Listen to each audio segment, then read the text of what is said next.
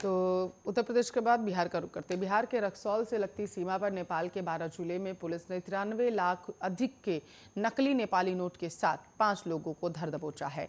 Nepal police ने गुप्त सूचना के आधार पर कार्रवाई करते हुए 2 बाइक और एक स्कॉर्पियो के साथ ही जाली नोट छापने के काम में उपयोग की जा रही वस्तुएं भी बरामद कर ली हैं। पुलिस ने ये कार्रवाई 12 जिले के निजगढ़ नगरपालिका क्षेत्र में की है। बरामद नकली नोट के बिहार पंचायत चुनाव में उपयोग का शक जताया गया है। आपको बताते चले, जानकारी के मुताबिक 12 जिले के निजगढ़ नगरपालिका के वार्ड नंबर 8 स्थित होटल तारा इनमें एक तस्कर कई दिन से रह रहा था। गुप्त सूचना के आधार पर पुलिस ने छापेमारी कर उसे पकड़ लिया। उसके पास से 25 लाख नकली नेपाली रुपए जब्त कर लिए गए हैं। जांच आगे बढ़ी तो 4 अन्य लोगों के भी नाम इस धंधे में सामने आए हैं। पुलिस ने इनके पास से भी जाली नोट में उपयोग होने वाले सामान के साथ एक स्कॉर्पियो गाड़ी, 2 मोटरसाइकिल और बड़ी संख्या में 1,000 नेपाली रुपए के जाली नोट बरामद किए। इस संबंध में 12 जिले के पुलिस अधीक्षक दीपेंद्र शाही ने बताया है कि गुप्त सूचना के आधार पर छापेमारी कर शनिवार के दिन एक तस्कर को होटल से जाली रुपए के साथ हिरासत में लिया गया।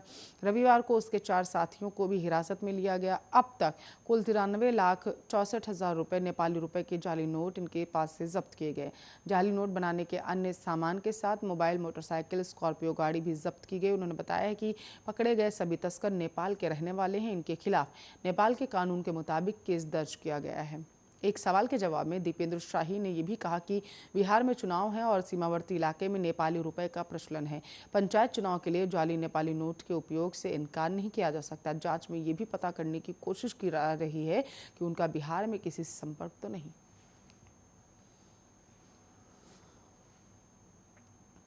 तो तालिबान ने बताया है कि अफगानिस्तान के विश्वविद्यालयों को जेंडर के आधार पर अलग कर दिया जाएगा। साथ ही इन संस्थानों में नए इस्लामी ड्रेस कोड की शुरुआत की जाएगी। देश के नए उच्च शिक्षा मंत्री अब्दुल बकी हक्कानी ने हाल ही में प्रेस कॉन्फ्रेंस में पत्रकारों को बताया कि देश में सहशिक्षा यानी लड़के लड़कियों को साथ पढ़ने की अनुमति नहीं मिलेगी। उन्होंने विश्वविद्यालयों में पढ़ाए जाने वाले विषयों की समीक्षा करने का भी ऐलान किया। तालिबान के पहले कार्यकाल के दौरान 1996 और 2001 के बीच अफगानिस्तान के स्कूलों और विश्वविद्यालयों में महिलाओं और लड़कियों के पढ़ने पर प्रतिबंध लगा दिया गया था। तालिबान शासन ने नई उच्च शिक्षा नीति की घोषणा देश के राष्ट्रपति भवन पर झंडा फहराने के एक दिन बाद की है, जो उनके शासन के शुरू होने का संकेत है। हालांकि तालिबान ने अपनी सरकार का ऐलान करते हुए लोगों को भरोसा दिलाया है कि देश में इस्लामिक और शरिया कानून के तहत शिक्षा को बढ़ावा दिया जाएगा। आधुनिक शिक्षा को भी बल दिया जाएगा। तालिबान ने देश के स्कॉलर्स से किसी भी तरह ना घबराने की बात कही।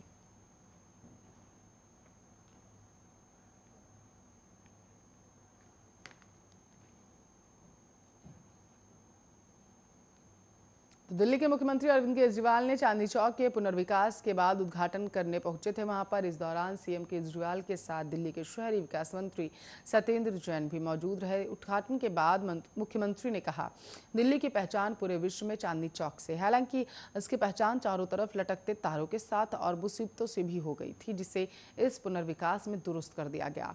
मुख्यमंत्री ने कहा है कि दिल्ली का चांदनी चौक सबसे महत्वपूर्ण पर्यटन स्थल बन गया और जो भी दिल्ली आएगा वह चांदनी चौक जरूर आएगा।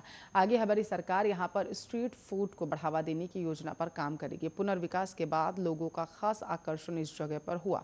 इस दौरान सीएम केजरीवाल ने दिल्ली बारिश के बाद जल जमाव को लेकर भी अपनी बात रखी। उन्होंने कहा, पूरी दिल्ली में जलभराव की समस्या है।